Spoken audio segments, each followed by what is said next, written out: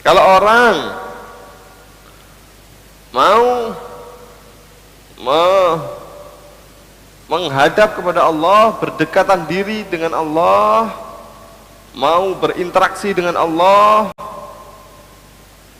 mau takarrub, mau beribadah, mau zikir kepada Allah, mau duduk-duduk sama Allah,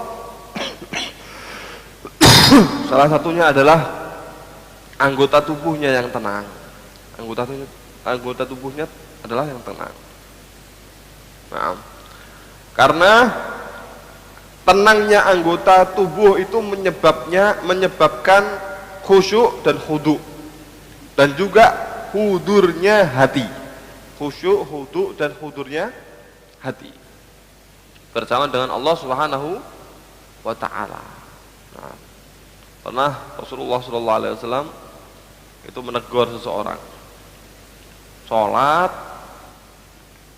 tapi tangannya itu terus begini main jenggot, gini lagi, gini, pokoknya pegang jenggot terus. Maka Rasulullah SAW menyatakan, lau khasya'a qalbu hada la khasya'at jawarihu.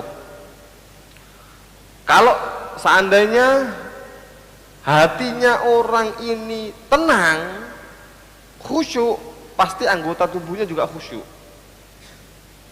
Berarti ini anggota tubuhnya ini gerak aja, banyak gerakan, berarti hatinya nggak tenang. Menunjukkan indikasi kuat. Indikasi kuat bahwasanya hatinya nggak tenang, anggota tubuhnya itu nggak tenang. Kelihatan. Begitu.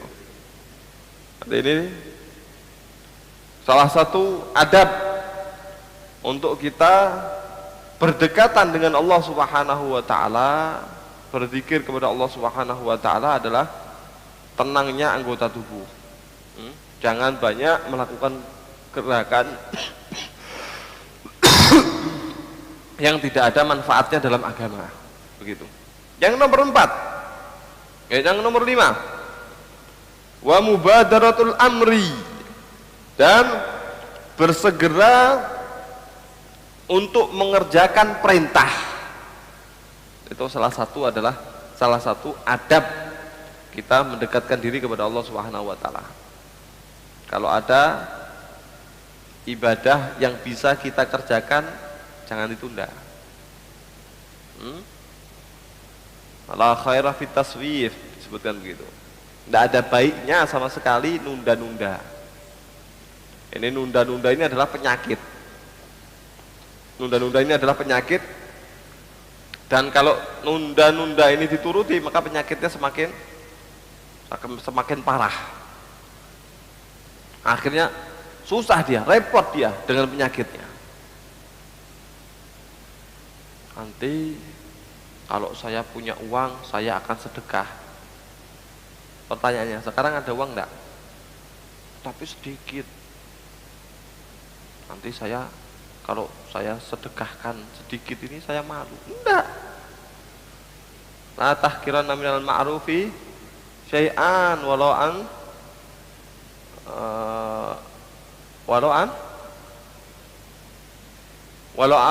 antalqa ala akhaka biwajhin tolik. Jangan pernah kamu meremehkan sesuatu pun ya dari kebaikan, walaupun kamu bertemu dengan saudara kamu dengan wajah yang sumringah.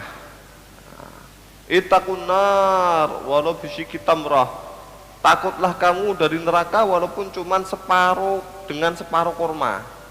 Bukan satu kurma. Mosok cuman roti satu. Bukan roti satu ini, kurma separuh lagi. Tapi keluarkan. Begitu. Berarti bagaimana? Jangan ditunda. Kamu bisanya apa? Saya bisanya melakukan ini. Kerjakan dari kebaikan tersebut, jangan ditunda.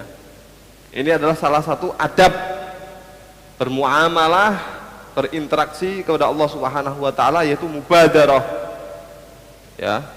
Bersegera dalam perintah, baik itu wajib ataupun sunnah, cepet-cepetan, begitu. Ini adalah salah satu adab bersama dengan Allah Subhanahu wa taala. Yang nomor 6,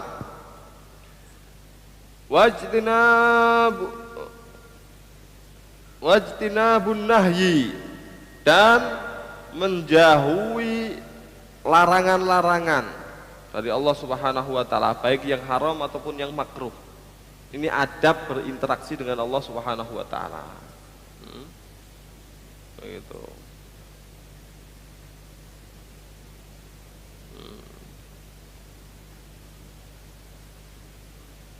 Nah,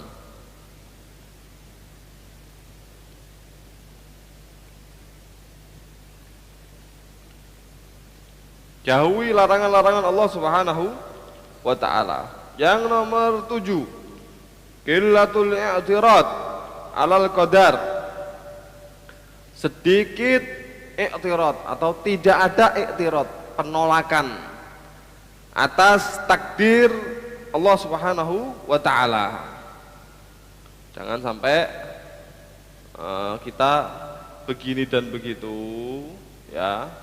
Jangan sampai kita begini dan begitu menolak terhadap takdir Allah Subhanahu wa taala. Jangan sampai ada orang yang mendapatkan kenikmatan begini, terus dia komentar, "Lah itu kok dapat nikmat."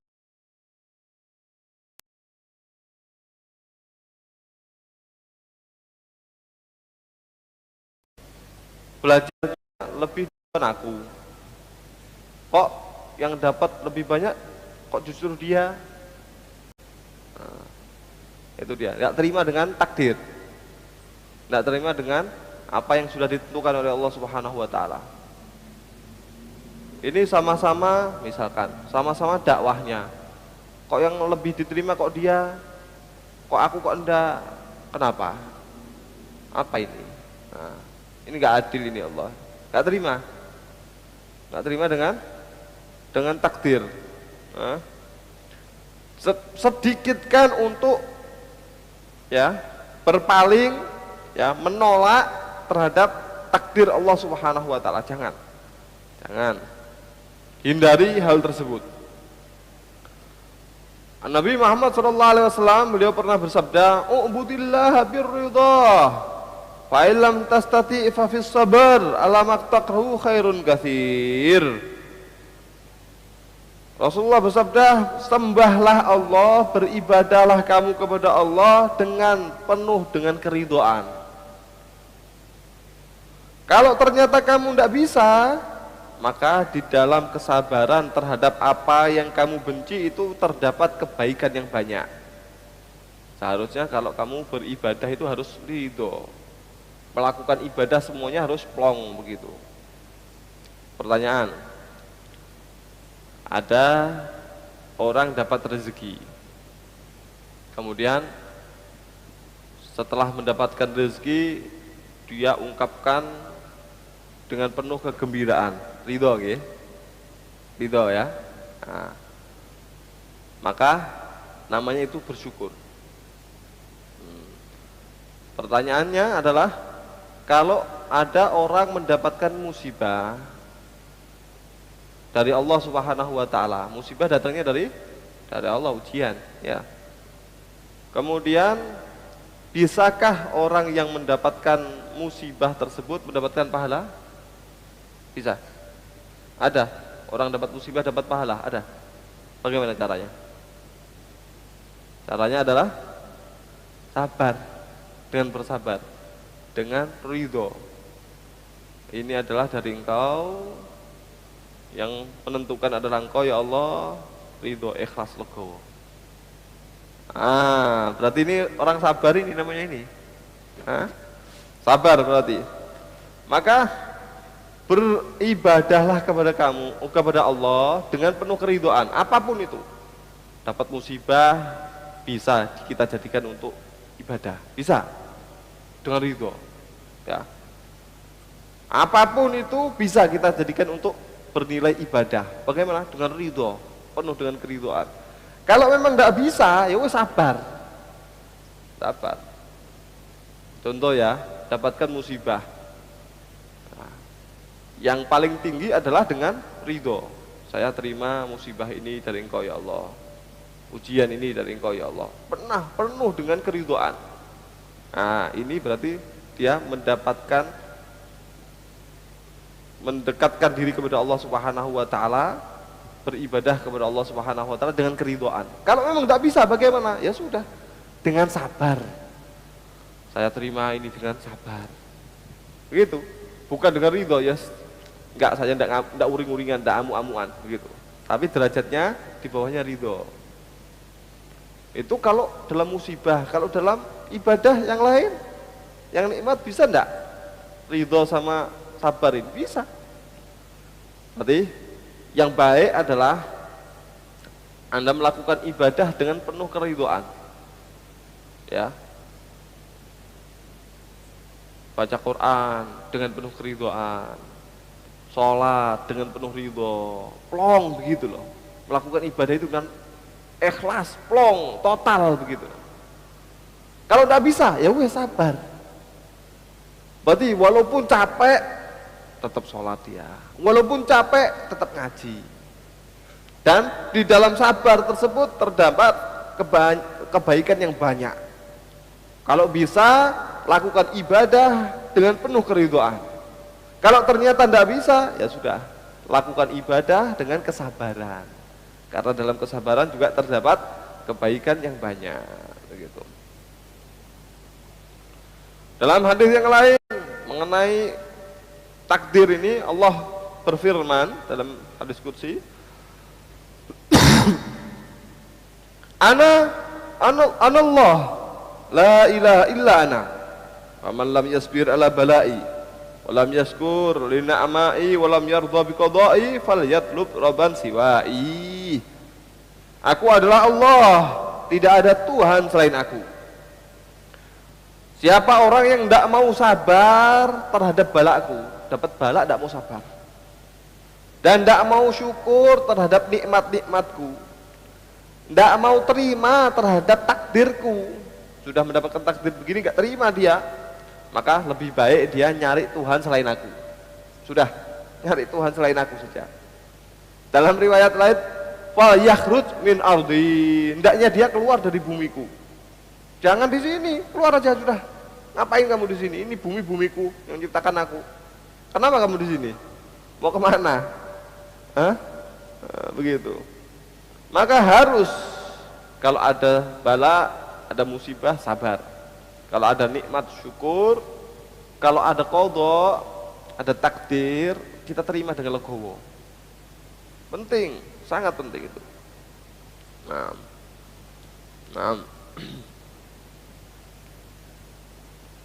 Kemudian yang kedelapan, dawamu dzikri, selalu berzikir kepada Allah Subhanahu wa taala baik dengan lisan dan juga hatinya.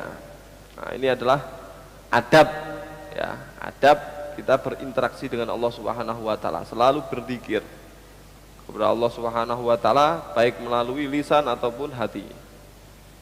Yang kesembilan, mulazamatul fikri, selalu merenung, berpikir mengenai nikmat-nikmat Allah dan keagungan Allah Subhanahu wa taala. Kita pikirkan. La ya alhamdulillah. Ada orang yang sangat bekerja keras dalam dunianya, tapi niatnya bukan untuk ibadah. Makannya sama ternyata. Makannya cuma sepiring nasi. Hah? Ya, betul ya. Berusaha keras dia, habis-habisan. Waktunya dia gunakan untuk nyari harta, tapi tujuannya bukan untuk akhirat. Tapi ternyata makannya sama. Makannya sama. Kadang-kadang karena dia sudah jenuh, orang tersebut dia pengen hiburan. Akhirnya dia menghibur diri ternyata setelah menghibur diri capek dia. Rekreasi ke sana ke sini capek letih. Kadang-kadang kebingungan dia, tidak merasakan kebahagiaan. Akhirnya dia begadang malam, dugem ya namanya ya. Ternyata dipikir itu nikmat sesaat, habis itu sumpek lagi. Kebingungan mereka. Alhamdulillah, kita tidak terlalu seperti itu, tapi kita niatkan untuk ibadah. Berarti kita melakukan yang zahirnya adalah pekerjaan duniawi, tapi dapat pahala. Ternyata kita juga makan sama, mereka satu piring, kita juga satu piring. Alhamdulillah. Kita cari nikmat-nikmat Allah yang bisa kita syukuri. Begitu. Kita pikirkan, kita renungkan keagungan Allah Subhanahu wa taala dari alam semesta ini. Apa yang terjadi ini? Alhamdulillah. Allah Subhanahu wa taala memberikan kepada kita oksigen misalkan. Ini oksigen ini kan sangat berharga ya. Sangat berharga ini. Seandainya ini oksigen ini telat stoknya 1 jam begitu. Nah, ini kan BBM lagi langka ya katanya begitu. Ini oksigennya langka. Nyari oksigen kemana-mana nggak ketemu. Gimana? Nyari oksigen ini nggak ketemu. Gimana kira-kira? Apakah harus beli oksigen? Berapa uang yang harus kita keluarkan? Kita ini duduk begini, oksigen masuk, keluar, tanpa kita terasa. Wah, ini berarti luar biasa. Anugerahnya Allah luar biasa. Begitu kita cari, kita cari. Merenung, ya, selalu merenung terhadap kenikmatan Allah dan keagungan Allah Subhanahu wa taala. Yang ke-10, wa itharul haqqi 'alal batil. Lebih mengutamakan, lebih memilih sesuatu yang hak melebihi yang batil, gitu. Kita kalau ada hak, ada batil, kita lebih utamakan, lebih dahulukan yang hak. Gitu. Yang ke-11, al-iyasu anil khalqi. Merasa putus asa dari makhluk. Itu salah satu adab berinteraksi dengan Allah. Kita tidak bisa jadikan makhluk itu sebagai iktimat, na'tamid alal khalqi, tidak bisa. Kita jadikan makhluk sebagai pegangan kita, sandaran kita, tidak bisa, tidak ada gunanya. Nah, karena makhluk ini adalah lemah juga. Nah, kalau kita pegangan kepada yang lemah, ya, contoh ya, iktimat ini. Ada orang capek, akhirnya dia sandar. Kalau sandarannya kuat, tembok, istirahat dia, tenang dia. Ya enggak? Di tiang, sandaran dia, tenang. Ternyata ada kursi plastik. Kursi plastik dia pakai sandaran. Gedebak. Jatuh. Ya enggak? Kenapa? Sandarannya dia tidak kuat. Sandarannya dia tidak kuat. Ada orang yang memang iktimatnya itu sama makhluk, yang dijadikan pegangan, dijadikan kekuatan oleh dia, yang diandalkan oleh dia makhluk. Sedangkan makhluk itu lemah. Sudah diharap-harapkan makhluk tersebut, ternyata hasilnya nggak sesuai dengan harapan. Pasti. Maka salah satu adab kita kepada Allah Subhanahu wa taala untuk mendekatkan diri kepada Allah Subhanahu wa taala adalah al-iyas anil khalqi. Putus asa daripada makhluk. Tidak ada. Putus asa sama makhluk. Mereka juga sama-sama lemah kok. Begitu. Yang ke-12, al-khudu'u tahtal haibah. Khudu', tawadhu, ya, merendah di bawah kewibawaan Allah Subhanahu wa taala. Begitu. Ini adalah salah satu dari adab kita kepada Allah Subhanahu wa taala. Yang ke-13, al-inkisaru tahtal haya. Terpecah-pecah hati di bawah rasa malu. Ini salah satu adab.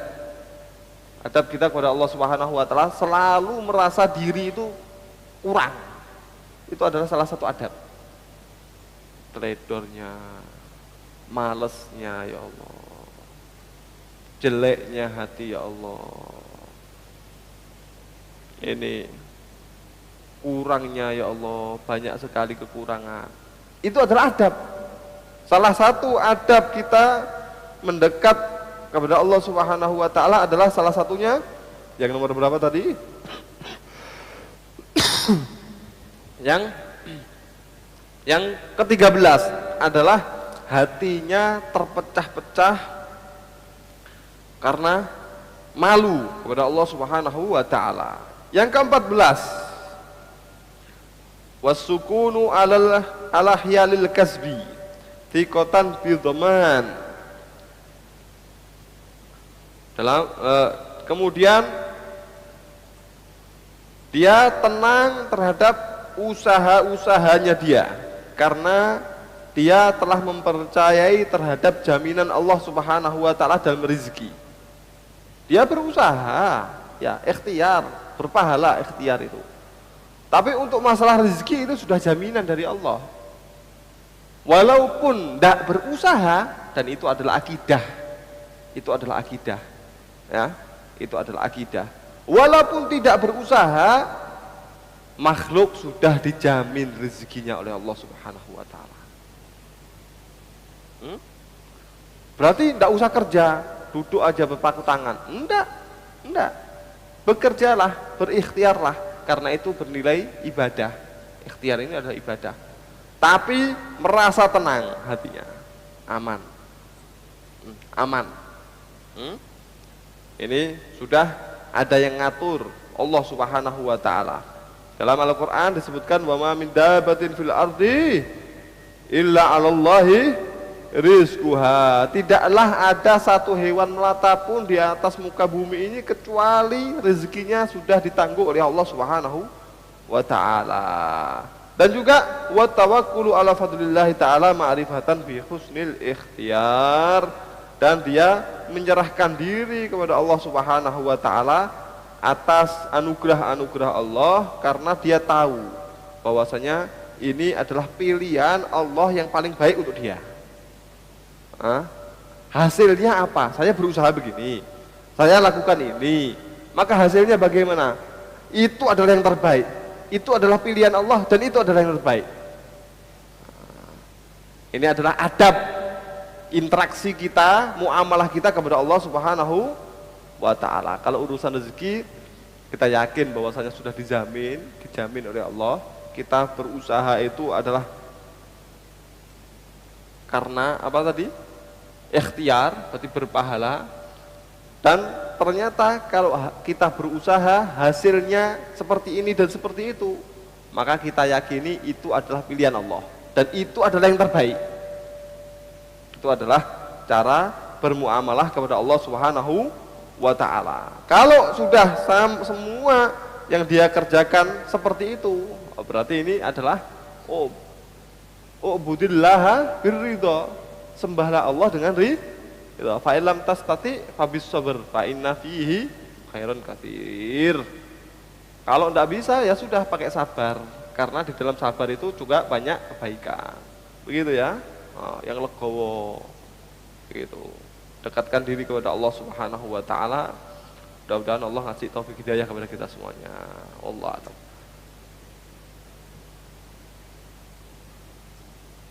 Hadratin Nabi Muhammad sallallahu alaihi wasallam. Fatihah.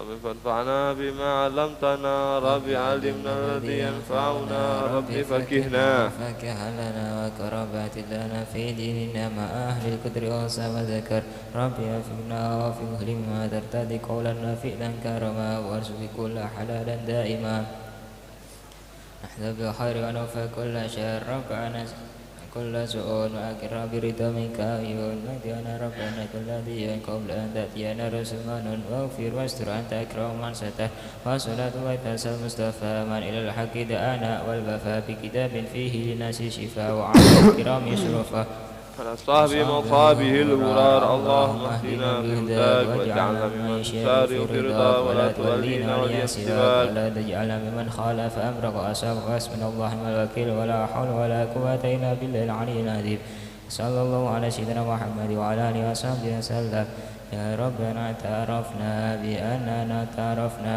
وأننا أسرفنا على لا تأسرفنا تأسف بكل حبة واستر لنا العورات وأمن الراحات واغفر لوالدنا ربي ومولودنا والآل والإخوان وسائر الحلال وكل ذي بمحبة وجيرات وصحبة والمسلمين أجمعين ربي أسمع فضلا وجودا منا لا باكتساب منا بالمصطفى رسولنا ذنب كل سود صلى وسلم ربي عليه عند الحبيب وآله وصحبه عدد التصيص